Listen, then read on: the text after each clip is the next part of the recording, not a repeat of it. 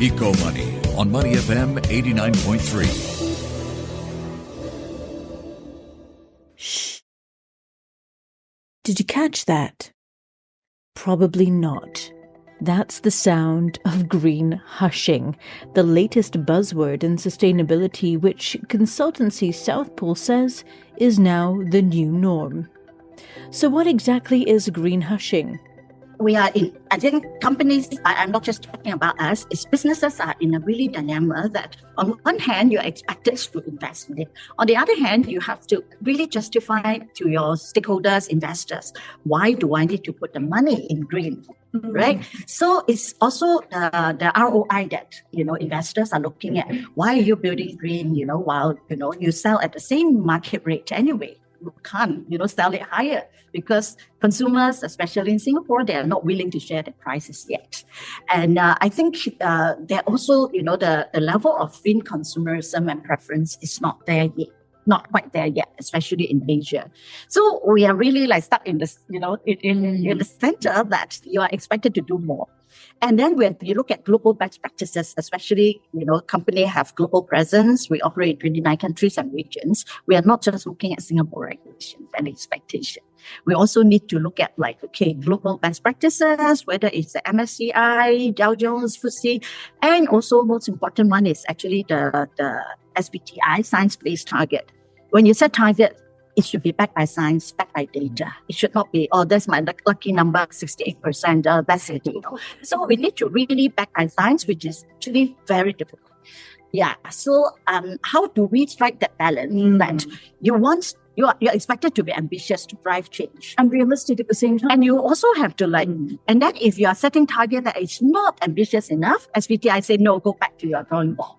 And in fact, it is known fact that SBTi is really throw away, reject a lot of application. For us, it took us 6 months to convince them. My first set of target is that Esther, too easy, please go back. And SBTi is meant to be drive you, with you from behind. You can't achieve it today or tomorrow, but give you by 2030, you better work very hard this, 10 years, at that time it was 2017 when we applied. So it was we still have the lead time, but today businesses are facing even more, harder, really harder challenges because the lead time is only less than 7 years now. And on the other hand, you also have to convince your stakeholders and your, top bosses, top management that can we set this target? Can we talk about it? And that is where green hushing is all about. That, a lot of companies that they say they are not going to talk about publicly any target. Their sustainability officers are allowed. In case they can't reach the goal. Yeah. So it's really very, very challenging for sustainability professionals. Yeah. And then we are pushing for reporting, transparent and prompt reporting. On the other hand, it's you feel like you're a gag, because you don't ask for support. That was Esther An, Chief Sustainability Officer of CDL, speaking at a recent press talk on greenwashing and green hushing. Now, in its fourth year, South Pole's Net Zero report includes insights from 1,400 global sustainability executives to understand what drives their big climate commitments, what they see as risks, and what solutions they're turning to, and how their organizations are progressing on a net zero emissions journey. According to the report, 44% of surveyed companies say external communication on climate targets has become more difficult in just the past year. In fact, 58% are decreasing communications as a result, and 18% do not plan to publicize their science-based targets at all. On the flip side, though, 93% still see communication of their net zero strategy as being key to commercial success. So why are some companies then green hushing? Well, interestingly, according to the South Pole report, companies with the most ambitious net zero target dates, that's by 2030 or earlier, 70% are decreasing communications with growing industry requirements or regulations, given as the number one reason. and 86% have increased net zero budgets, making it the group of companies that have increased their budgets the most. We must remember that greenwashing is not to be confused with greenwashing. Greenwashing is common among businesses. It is about making claims that the company or the products are environmentally friendly. Sometimes it is unintended, but most often it is even deliberate. Greenwashing can take many forms. For example, it might involve misleading claims, say about a product making made of recycled paper, or about having high levels of energy efficiency.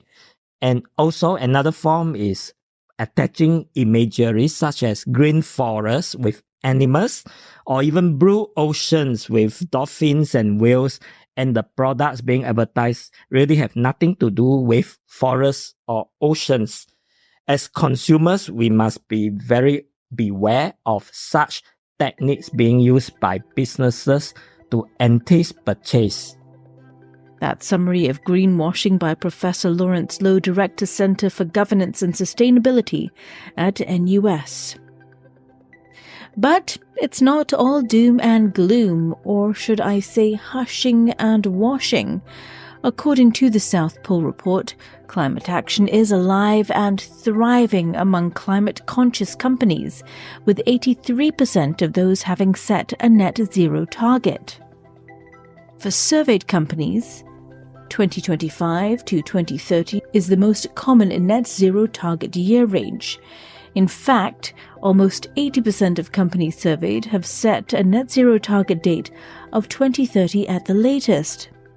And 81% of businesses claim to be on track to meet those net zero goals. That said, though, South Pole questions whether these goals are realistic and if companies truly understand how difficult it is to meet net zero targets, which include Scope 3 emissions. Another key finding by South Pole is that everyday companies are lagging behind, and they say this may be a more accurate indicator of how businesses are going to decarbonize. So this is what South Pole did.